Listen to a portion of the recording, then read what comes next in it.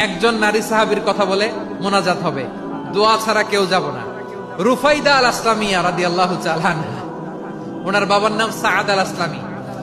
বিশ্বনবী কি খেয়াল করলেন দেখেন, সাআদ ছিল মদিনার বড় ডাক্তার।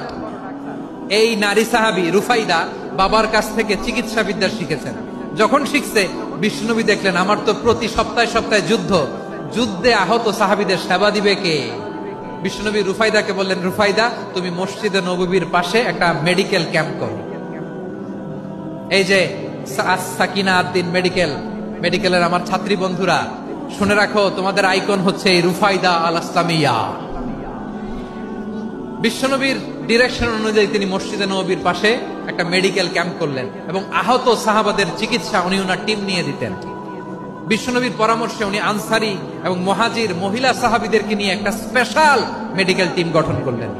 খায়বার যুদ্ধে 7ম হিজরিতে যখন বিশ্বনবী যায়, উনি ওনার টিম নিয়ে আসলেন, বললেন, ইয়া রাসূলুল্লাহ, আমরা তো তলোয়ার চালাতে পারি না, আমরা তো তীর মারতে পারি না, আপনি যদি অনুমতি দেন খায়বার অভিযানে আমি আমার টিম নিয়ে মেডিকেল টিমের সেবাটা সার্ভিসটা দিতে চাই। পড়েন সুবহানাল্লাহ।